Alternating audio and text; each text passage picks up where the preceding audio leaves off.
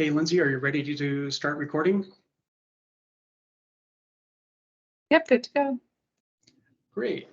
Okay, so let's go ahead and get started. Good afternoon. Thank you for joining us today to talk about Paid Leave Oregon. With us are two certified smart HR people, and I think the official designation, isn't it something like SPHR? Amanda Poe, our Director of Hiring, as well as Tomas Chavez, our Director of HR. And I should note that Amanda was our former head of HR. So if you've had HR questions in the past, you might have spoken to one or even both of them. And I should mention Lindsay Beveridge, who's volunteered to help us out today. She's our marketing guru, running teams in the background, letting people in the meeting, recording. Thank you, Lindsay. My name is Aaron Carmack. I'm Cardinal's Chief Executive, and I also work on the HR team, another member of this 8-person team here at Cardinal. So we've got a really good turnout today. Thank you for attending. I see quite a few names on there, and I get these instances of, oh wait, I know who you are. I've spoken to you in the past. So welcome to the PLO webinar. A couple housekeeping items. We've got a large group today, so please keep yourself on mute, but we really want questions. So there's a you can see the raise the hand icon that's on your screen. So if you have a question, feel free to raise your hand, or if you don't want to be on the screen and asking your question, there's also a chat button. So go ahead and throw your questions in there. We're going to pause partway through to see if there are questions, and then follow up at the end to answer any additional questions. Also in the chat, I've included links to the 2 web pages that we'll be talking about today on there.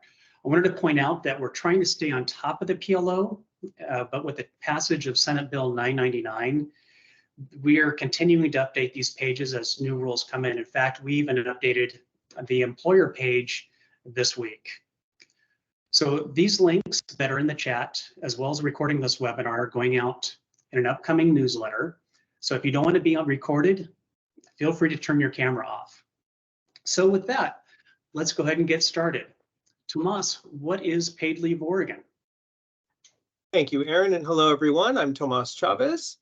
So Paid Leave Oregon, put simply, is a new state-administered program designed to provide employees with up to 12 weeks of paid time away from work in order to take care of themselves or their family members. The program has been funded through a state tax that went into effect on January 1st of this year, and employees can start utilizing their paid leave on September 3rd. And Amanda will tell us a little bit more about what you, the employers, are required to do. All right, so what are employers required to do? Well, up until now, you've already been reporting and submitting your employer and employee contributions. And if you employ with Cardinal, we have that covered. If you use our payroll only services, then we've coordinated with you to ensure this is happening. Now, to stay in compliance, you must provide notice to your employees about PLO. You must have a poster posted in a conspicuous location, and we've sent this out to you already. We've also included it in our all-in-one Oregon labor law posters that were sent out in July when minimum wage increased. If you need one of those all-in-one posters, just let us know. The PLO notice also must be provided to all of your new employees when they're hired, and it also needs to be so you need to give them to them at the time of hire and every time the policy or your procedure changes. So if you come play with us, then we have that covered because it's already in our online employee portal and it's already part of our onboarding paperwork for all of your new employees. If you use our payroll only services, you need to make sure that this notice is provided to your new employees in your normal communication methods. So whether that's in person or via email for your remote staff. So employers are also required to track their leave requests they receive. You also need to designate your approved leave concurrently with other leaves, such as OFLA or FEMLA, if you're an OFLA or a FEMLA covered employer. You also need a top off leave with other available paid leaves. So like if an employee has vacation or sick pay or PTO. So we'll cover some of that a little later. But don't worry, if you come play with us here at Cardinal, we take care of all that for you too.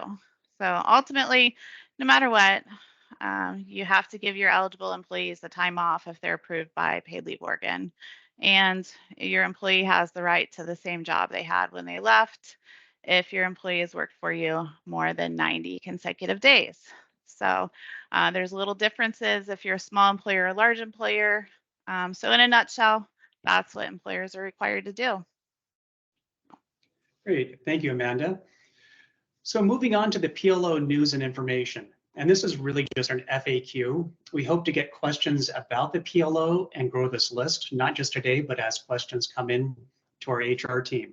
So starting off with the first question on here, how much time can an employee take off under the PLO program? And that's generally 12 weeks. Now, there are other instances like with complications of pregnancy that can be longer. And Tomas, if you click on that Oregon guide, what we've created is a guide to compare not just Paid Leave Oregon, but also the more common ones, Oregon Family Leave Act, the Federal Family Medical Leave Act, and Oregon Sick Leave. And on the second page, for example, you're able to compare the types of leaves, not just what the duration is for Paid Leave Oregon, but also OFLA, FEMLA, and Oregon Sick Leave. Thank you.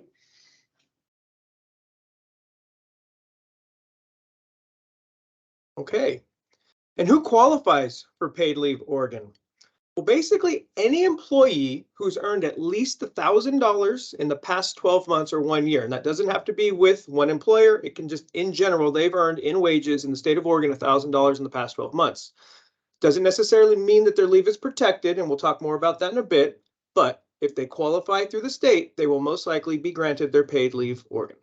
And that's full-time, part-time, everybody. Righty. So how do employees access PLO, Paid Leave Oregon? So they're going to go to paidleave.oregon.gov. They have their own website. Francis Online is where they're going to actually apply. It is their online portal they use where they set up an account and they apply online for their paid leave. It's quick, it's easy, it walks them through the process. They have very specific information that they're going to ask for, and they have a checklist, and they have to show documentation for the leave that supports the leave that they're requesting. So I've seen the employee side of it, and it's pretty slick and it's very user friendly. Okay, moving on to, as an employer, how will I know if employees are taking and approved for PLO? So taking the first part, how do I know if employees are going to take PLO? They're supposed to give you a 30 days notice on that. Now, there are provisions for emergency leave, which is 24 hours. In terms of how it's approved, we don't know the exact mechanism.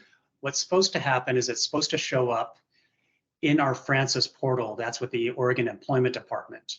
Now, we did have the very first instance when somebody applied for it on the 14th, something showed up yesterday, but it was a really vague email saying, hey, somebody's applied, and it didn't say whether it had been approved or the duration of the leave.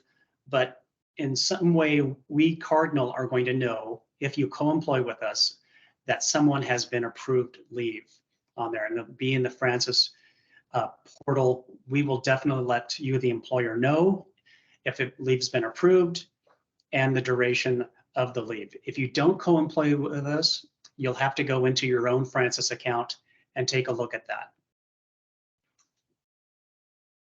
And who determines if that leave is approved? So unlike other leaves where we, the HR department, or you, the employer, get to look through the information and try to make a determination, in this case, we have no power to do so. It's the state. Employees submit all their requests along with any of the required documentation to the state PLO program, who will determine their eligibility. So easy way to think about this is it's much like unemployment in this sense.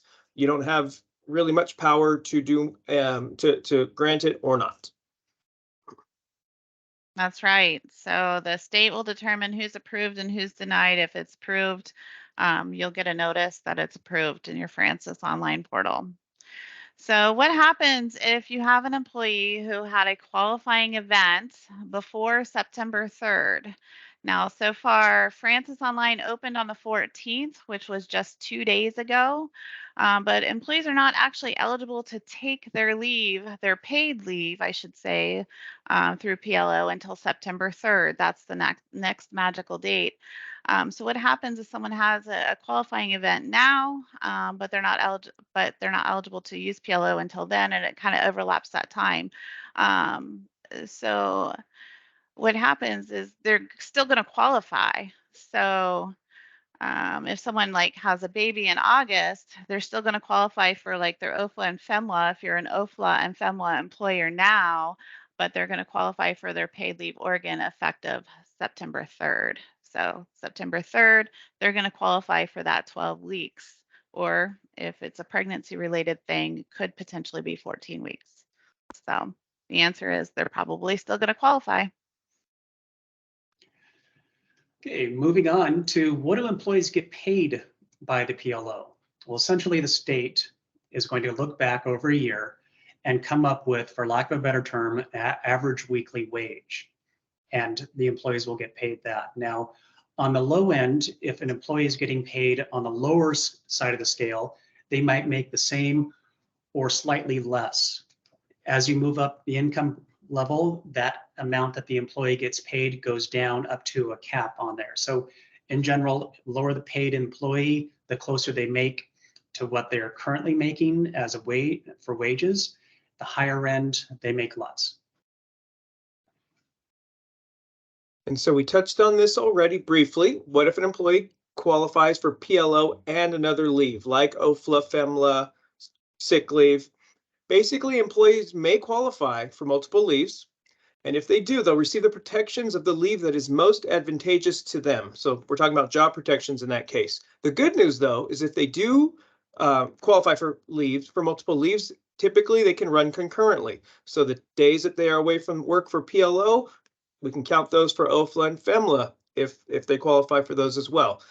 So if your employer size dictates you're an OFLA FEMLA employer, 25 or more, 50 or more, then we can run those leaves concurrently and count all that time together. But remember, Cardinal has you covered. These aren't things that you need to worry about if you're working with us. We'll track all the leaves, make sure everything is accounted for, and do all that for you.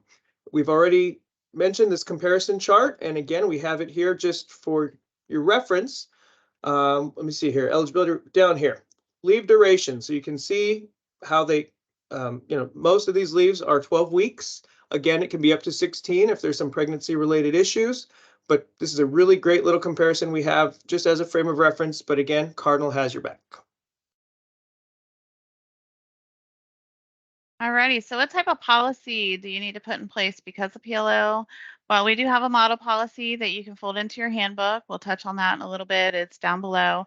If you don't have a Cardinal handbook, we do have that sample policy, like I said. If you don't have a handbook at all, you really should call us. We can help you with that too. If you co-employ with us though, then you probably use our standard handbook, and we've already folded a policy into that, so you don't need to worry about that. If you co-employ with us and you have one of our customized handbook, just reach out to our HR team and we can do a quick review and fold this update in there. Again, our model policy is below on this page, and we'll go over that shortly. So are there reinstatement rights? Well, of course there are, but only if the employee, and this is just under the PLO, only if the employee has been there for 90 days or more on here. Now, previously, before Senate Bill 999, you had to reinstate employees within 50 miles with an equivalent job. Now that's down to 20 miles an equivalent job. But remember, that's only if they've been there more than 90 days.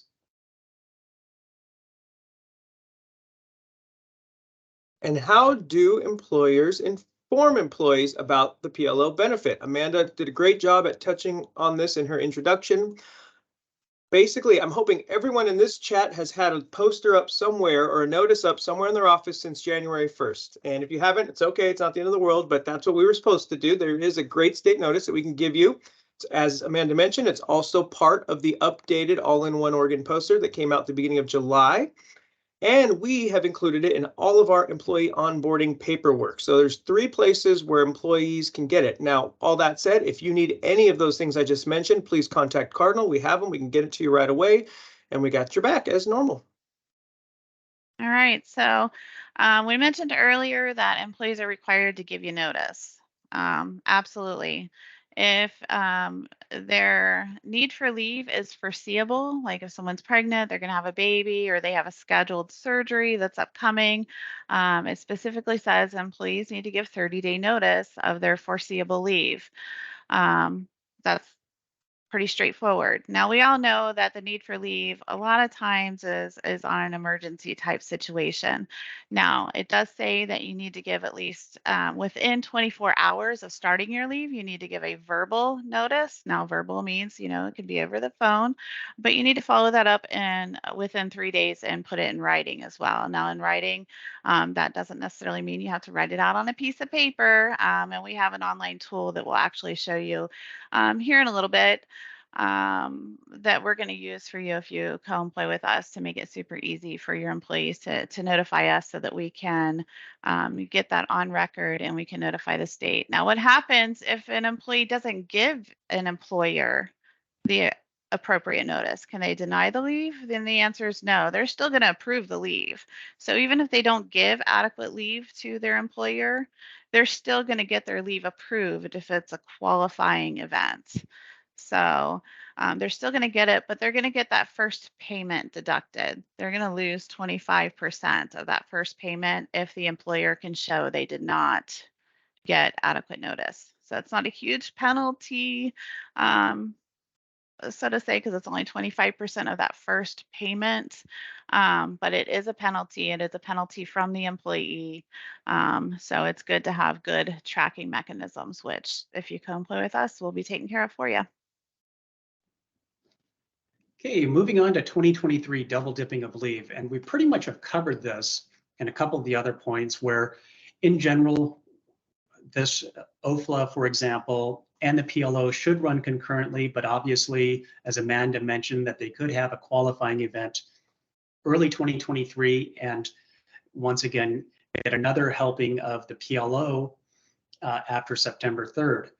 On here. So really, this is a heads up that if you've had people out on OFLA or other types of leave, that they may come back on September 3rd and try to get and qualify for leave again.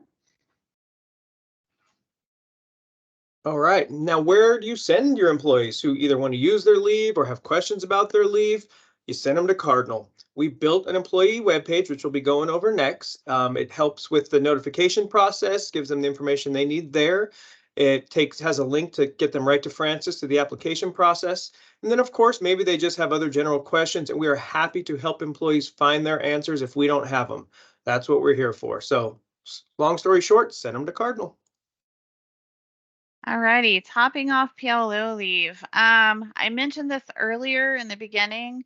Paid leave Oregon may not replace all of the employees' wages or their salary, because it's all based off of a formula. They do a look back period. So they look back 5 quarters. They use the wages from the first part of that 5 quarters that they look back. They use a minimum and a maximum based on average wages, and they use a state average. So they have their own formula, kind of like unemployment.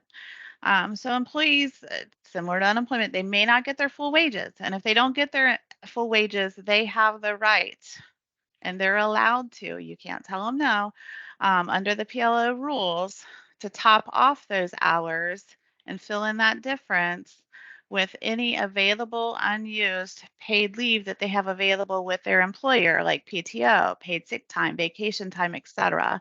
But it can't go over whatever their regular daily or weekly wages are. So if you co-employ with us, don't worry, we're going to take care of this calculations with you. And we'll show you a little later on where the employees can actually request this in our online tool that we have. Okay, last FAQ question, and kind of a difficult one. Who pays for benefits? And when I say benefits, not just group health, but also maybe dental and vision on here. So if an employee has an employee portion of the benefits, So they're paying part of the group health plan costs. Technically, if they don't pay those benefits can be canceled. But the problem is, in those type of situations, if benefits are canceled, the employer somehow has to restore those benefits the day they come back from the PLO leave on there. And the problem is, like a group health plan, oftentimes the group health plan won't let somebody back on there unless they have a qualifying event or it's open enrollment.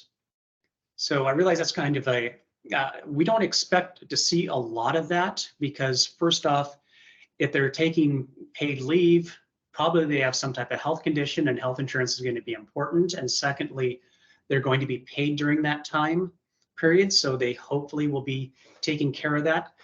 So the short answer to this question, who pays for benefits coverage? If you're in a situation where the employee doesn't want to pay for their benefits, get a hold of Cardinal, our HR team will come up with a strategy to try to deal with that scenario, maybe looping in the health insurance agent or the carrier in those situations.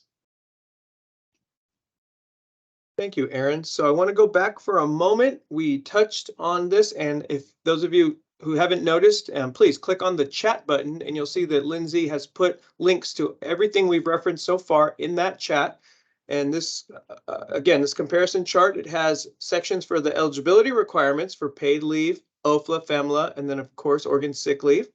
Gives you a little bit of information on the qualifying purposes for each of those 4 leaves.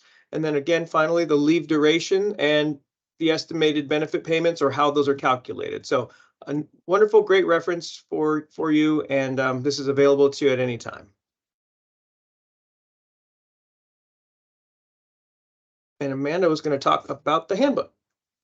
Alrighty, I pretty much covered it before, but again, we've already folded the necessary handbook updates into our standard handbook. If you have a customized handbook, reach out to us.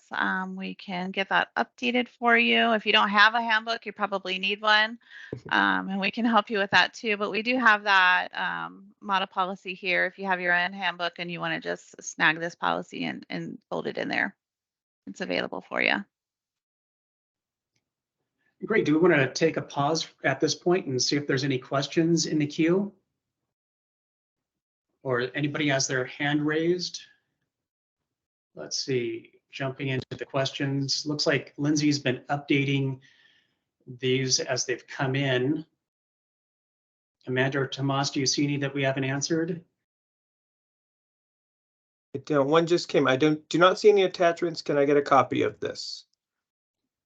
Sure, Robin. Right above where you submitted that question are links, and at the very top are the links to the employer page, which we have been reading from. But again, we're happy to send that to you if you just reach out to us after this. Lindsay, do you mind popping in? And I'm assuming that Robin's looking for a copy of the poster itself or the posting. Oh, the handbook, perhaps, as well. Whatever, it's all there. We're happy to get it all to you. Okay. I also see like Sonia has her hand up. I don't know if she wants to unmute and ask her question.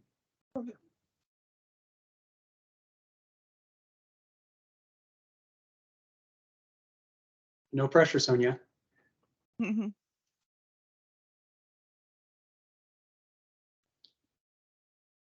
Okay, well, perhaps we'll come. Oh. I was just gonna say, I just make sure that you are able to unmute your mic. She's not. Yeah, she looks like there's having. We've only been using Teams 3 or 4 years and we still have slight hiccups like this. Go ahead and type in your question there. I did just allow you to turn your mic on if you want to try again, or.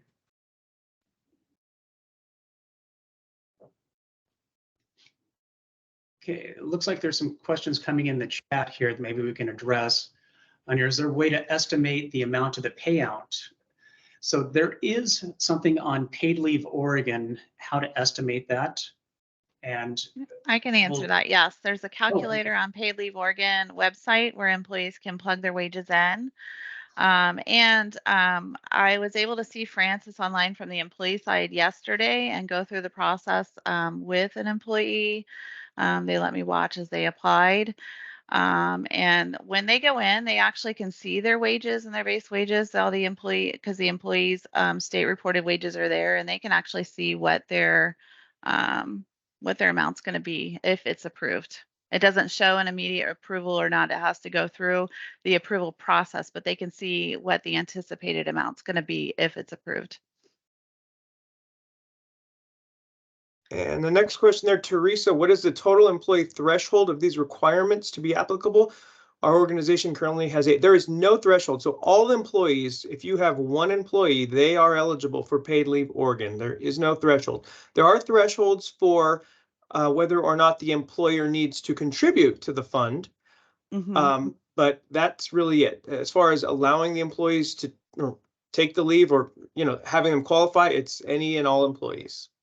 And there's some slight differences to the wording with the job protections if you have 25 employee, less or more than 25 employees too. But either way, there's still some job protection once an employee's been with you for 90 days.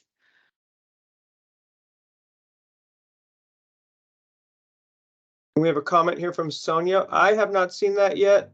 We've been checking it pretty regularly. I'm not sure if Amanda or anyone else has. We'll try to verify that and get that updated on our site as soon as possible if that is the case. Thank you. Yeah, I'm taking a note right now to look at that, and that'll appear on our FAQs. 9/13. Okay, looks like there's a new message in here. Will Francis forward the leave request and approval to the employer? The answer is I don't know for certain. Cardinal got a message in Francis, and we also got an email from the employment department, but it was a very vague email, and it didn't have anything about beyond just who requested it. It didn't give any details about whether it had been approved or the duration of that, but we assume that that's how it's going to work moving forward. Okay, so let's move on to the employer page. We'll have some more time for questions and answers after this. So if you co-employ with us, where Cardinal is the employer of record, that allows Cardinal to help your employees jump through the hoops and apply for the PLO, determine whether or not they qualify for other leaves besides the PLO. So this is our employee page where employees can read about the PLO and take the necessary steps to take that leave. Thank you, Aaron. So yeah, we've designed this page to guide employees to do the two main things they need to do in order to receive paid leave Oregon. And that's number one, notify Cardinal, notify their employers. In this case, notify Cardinal. We put this button here, tells them what they need in order to do so. When they click this, it's going to take them to this page, which is their paid leave employee notification page. Get their basic information, the reason for their absence. This comes to us in HR and we take it from there. It also documents the date that they sent this so that we can determine later, did they actually give the required 30-day notice or not, and report that accurately to the state as necessary. Then the second step, of course, and we put the two big arrows here. It's the most important thing. Hey, click here so that you can get to the Francis website. And this is where they actually apply up here. This is what we've been talking about. This is what the state's put together. It has some basic information for them, some key terms, how to apply, and gives them hopefully the rest of the information they need to submit their application and get approved or not. So we believe, with these two tools right here, we try to keep it really simple. Sometimes these web pages can get complicated, but hey, here's the first thing you need to do, number one, and the second thing, number two. And then, of course, the big question, and that's constantly being updated, is topping off. So yeah, we talked about the top off earlier, and this is the place where they're going to click on to request top off of their leave. And then referring back to that, I hadn't seen that update yet, but I am definitely going to go look at that.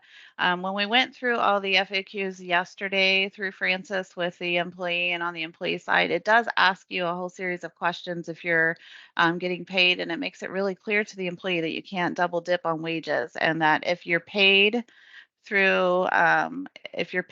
by your employer, like through vacation time or sick time or workers' comp or whatnot, and paid by PLO, then it's an overpayment. And if employee is double paid for time that they're off, it will result in an overpayment, and then they're going to end up owing the state back the PLO.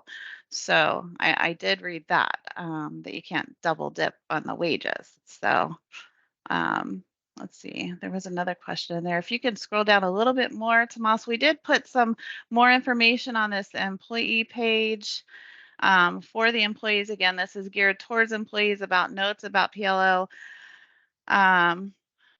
Basically, nearly all Cardinal employees are going to utilize Paid Leave Oregon. We have documents in their employee portal about the information. We do have a couple of employers that do have equivalent plans, so we did make a note about that. We do have the links again that takes them directly to the employee guidebook with PLO directly, and again, the website. And then we also made a note about our measurement period and how we use the 12-month leave year. We moved to the 12-month moving forward leave year with the implementation of PLO with our OFLA, FEMLA leave years are all moving forward 12 months. So we want to make sure that's really clear to employees. And that's our employee page. Looking over at the questions, we got the benefit calculator in there. How will the employer know in a timely manner if PLO,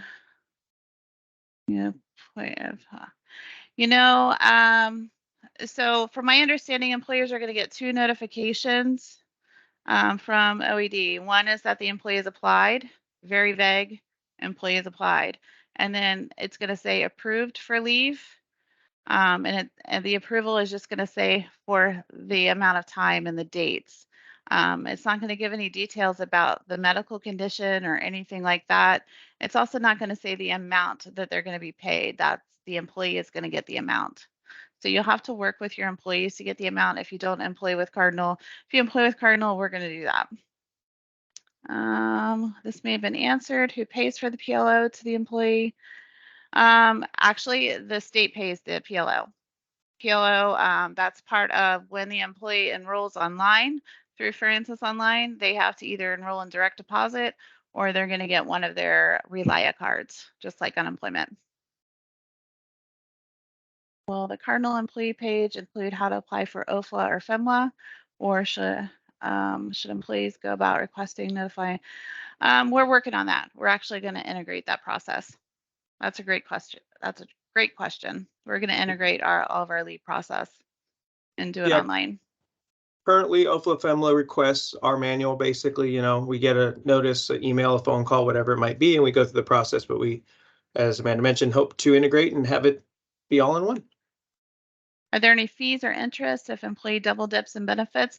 I don't know the answer to that. If they double dip, all I know is the state's going to attempt to recoup just like they do unemployment. So that's up to the state if they're going to implement fees. I imagine they will because they got to recoup that overpayment back.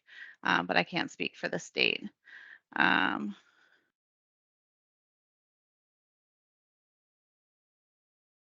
then let's see. One question, there are 2 questions that I have gotten several times in the last 2 weeks, and so I want to bring those up. One is PLO taxable wages, and the answer is yes. That is a question when employees enroll in Francis Online. They are asked if they want taxes withheld. So the contributions that are withheld out of their paychecks, if they're a large employer, come out pre-tax. That little bit of money that comes out of their paychecks comes out pre-tax, but their payment, their checks that they receive out of the PLO fund, their payments, that's taxable income, and the state can withhold taxes if they request it. They can withhold either 10% or 8% state and federal if they choose to have that withheld, and that's one of the questions when they enroll in Francis Online. And then the other question is, if someone already used all of their OFLA and FEMLA earlier this year for baby bonding time, I have an employee who had a baby. This is a question that I've gotten from several clients. They have employees who had babies earlier this year. one had a baby in February. They took 12 weeks off to bond with their baby under OFLA and FEMLA. Are they allowed to use PLO now in September? And the answer is yes, because under PLO, you get up to 12 weeks baby bonding time under PLO to use to bond with your child within the first year of the child's life. So up until that child turns 1, you're entitled to that 12 weeks. And so even though they've exhausted their OFLA and FEMLA, PLO doesn't start until September 3rd.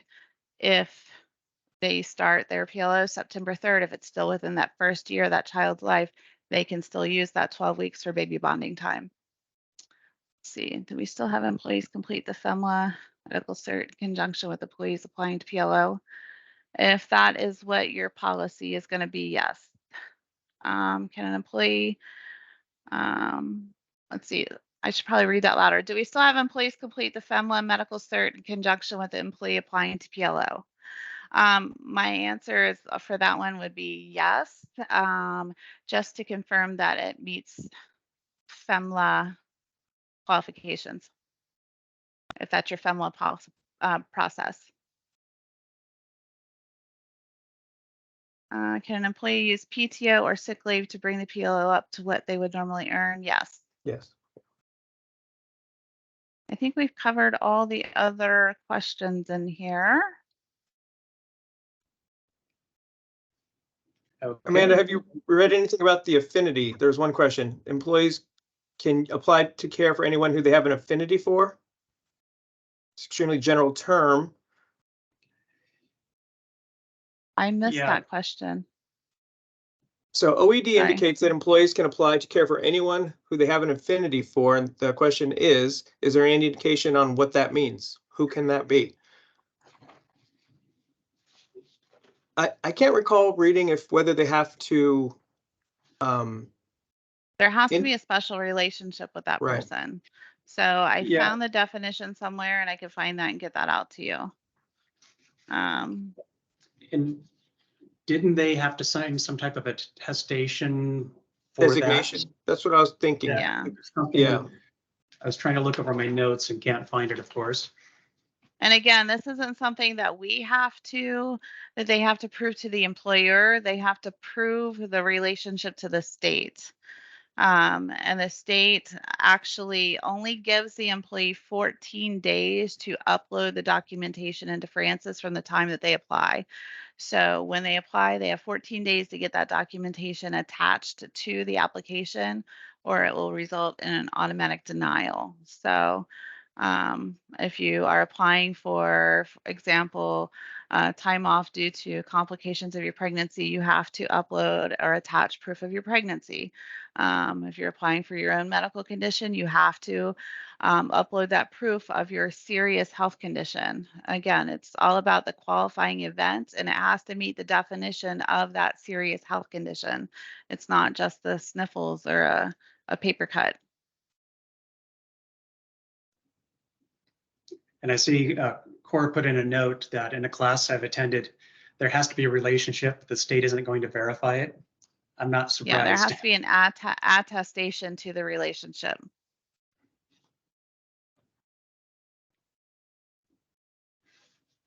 Okay, looks like we've gotten through all the questions. I don't hear anything else at this point. So I'd like to thank everybody for attending. Hopefully you found it useful. Oh, And there's as one soon as I more. start to wrap it up, we get some questions in. Okay, do employers have an employer access to Francis? So if you co-employ with Cardinal, Cardinal has the access to Francis, and we'll see all the notifications come through when employees apply, and we'll be letting you know. If you don't co-employ with Cardinal, you should already have your own access to Francis, because you should be doing your employer and employee contributions and whatnot. Is there a waiting time or period from the date the incident before benefits began? For example, there's a 7-day waiting period in California. And the answer to that is no, there's not a waiting period for benefits in Oregon. It's 12 weeks from the time that you apply, from the start date to the end date of the period that you apply for. You can apply up to 30 days before or 30 days after. If you have super extenuating circumstances, they'll allow you to apply for some time after that 30-day period that's after. Thank you, Sonia. Affinity means those who are in close association with covered individual that is equivalent to a family relationship. It's defined in SB 913. Will we be provided with a link to the recorded copy of this video? Yep, Lindsay answered Yes. below, yes. We offer STD, short-term disability, to our employees. If an employee goes out on maternity leave and uses the STD, then when that leave is over, can they apply for PLO, or do they need to apply for both at the same time? I believe that they can apply after, but you should probably talk to your carrier about that. Yeah, that's going to Because be they're still entitled, yeah, they're still entitled to the PLO. Yeah, the state's probably going to grant it. That's going to be between the state and the carrier, I think. Mhm. Is it 12 weeks in a row? No, not necessarily. Does not have to be consecutive. It has to be in 1 day or 1 week increments.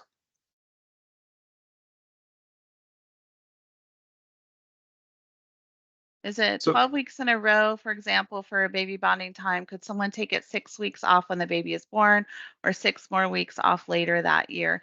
You know, I got that question yesterday. That's a great question, and I have submitted it to OED just to confirm, because under OFLA, typically it's 12 weeks consecutively, unless the employer agrees to allow intermittent baby bonding time. But I don't see any clause at first glance under PLO that says that the employee has to take it in a 1 block increment. So I don't see any reason why an employer wouldn't want to allow an employee to spread it out over time. But I just want to make sure I don't see anything that says that limits the employee to taking it in a 12-week block. And that's another thing that Tomas just mentioned, PLO, it's a 1 day or 1 week increments. Can't take it hourly, has to be daily or weekly. which is different than OFLA. So that's one place where we could get into trouble. What is the cost to the employer? The cost to the employer is the time for the administration, which we take care of for you, and then the employer contributions, which depend on your employer size, which actually started earlier this year. So there's no additional cost as of the 3rd. And I don't have the contributions in front of me. Aaron, do you know them off the top of your head? Of course, I'm on mute. I think it's 60 basis points on the employee, 40 on the employer, so 1% in total.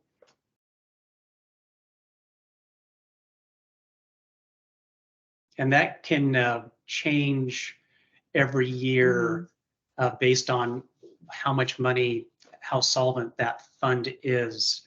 For example, in Washington, they started off at a lower rate and pretty came close to bankruptcy or bankrupting that paid leave, because they hadn't anticipated that number.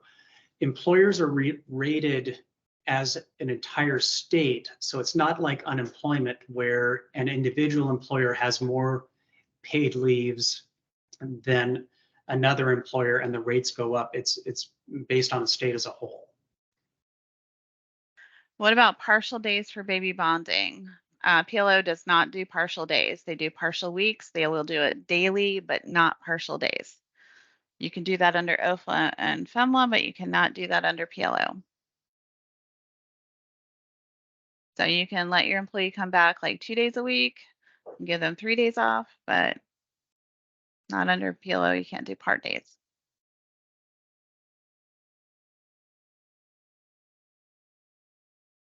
All righty, I think that's it for the questions. Great. Well, I'd like to thank everybody for attending. We're going to be updating the FAQs based on this great input that we've gotten, anywhere from Senate Bill 913 to affinity to leave 6 Mhm. weeks before and after here. If there are questions, please reach out to the HR team. That email address and recording of the video and the links to the web pages you've seen here will be coming out soon. Thank you everyone for your time. Have a great Thank you. day. Mhm.